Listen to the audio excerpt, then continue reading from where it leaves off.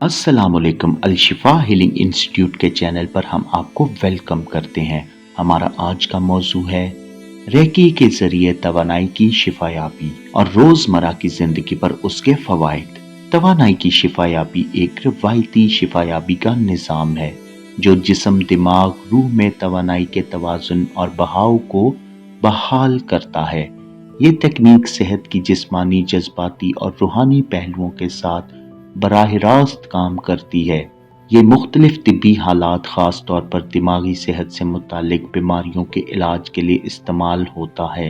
ये जिस्म में तवानाई के बहाव में खलल की वजह से होने वाली बीमारियों को दूर करता है। ये ख्याल किया जाता है कि जब तवानाई का बहाव ठीक हो जाता है तो इंसान खुद ब खुद ठीक हो जाता है।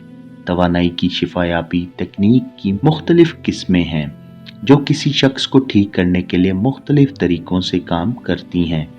Recce healing. लफ्ज़ रेकी का मतलब है पुर इसरार माहौल, मौजज़ाती निशानी। ये जापानी लफ्ज़ री से आया है जिसका मतलब है आफाकी और की यानी जिंदगी की तवानाई। ये थेरेपी किसी शख्स को बीमारी के इलाज के लिए रवायती अद्वियात के साथ फराहम की जाती है। इस थेरेपी में की या तवानाई दूसरों की मदद के लिए इस्तेमाल की जाती है। जिस्म को ठीक करने के लिए कायनात की तवानाई को चैनल करने के लिए हाथ की हरकत की बहुत सी तकनीकें और मखसूस अलामतें इस्तेमाल की जाती हैं। रेकी सर्दी, फ्लू और सर दर्द, पेट दर्द जैसी बीमारियों के इलाज में भी मदद कर सकती है। ये दिल की बीमारी जैसी संगीन बीमारियों में भी काफी मौसर है। रेकी की कुछ तकनीक। रेकी में शामिल तकनीकों के नाम हैं जैसे सैनिटरिंग, साफ करना, हीमिंग, नुकसानदेह तवानाइयाँ निकालना, इन्फ्यूजिंग, चमक को हमवार करना और तेज करना। कुछ रेकी प्रैक्टिशनर्स शिफायाबी के काबिल बनाने या घर को मनफी तवानाई से बचाने के लिए क्रिस्टल और साइकिल शिफायाबी की छड़ियों का इस्तेमाल करते हैं। रेकी प्रैक्टिशनर्स के अलावा किसी दूसरे आलात पर इन्हिसार नहीं करते। हम आम उसूलों के तौर पर क्रिस्टल पाउडर या छड़ियों का इस्तेमाल नहीं करते हैं। ताहम रेकी की शिफायाबी के फवाइद में एक फाजिलाती शिफायाबी है जहां रेकी को कई मील तक भेजा जा सकता है। फिर बहुत से प्रैक्टिशनर्स तवानाई के इस्तेमाल की मदद से क्रिस्टल का इस्तेमाल करते हैं। ये सेशन 45 से 90 मिनट तक चल सकते हैं। सेशंस की तादाद मुख्तलिफ होगी, इस पर मुनहसर है कि क्लाइंट क्या करना चाहता है। कुछ क्लाइंट्स एक सेशन को तरजीह देते हैं जबकि दूसरे किसी खास मसले पर काम करने के लिए सेशनों की एक सीरीज रखते हैं। अब हम बात करते हैं कि सेहत के फवाइद। प्रैक्टिशनर्स के मुताबिक रेकी यूनिवर्सल एनर्जी चलाती है जिसके नाम से जाना जाता है। ये वही तवानाई है जो ताई ची वर्जिश में शामिल है। ये तवानाई जिस्म में कयास करती है। रेकी के माहिरीन बताते हैं कि गरचा ये तवानाई जदीद साइंसी तकनीकों से नापी जा सकती है, लेकिन बहुत से लोग जो इसको देखते हैं वो उसे महसूस कर सकते हैं।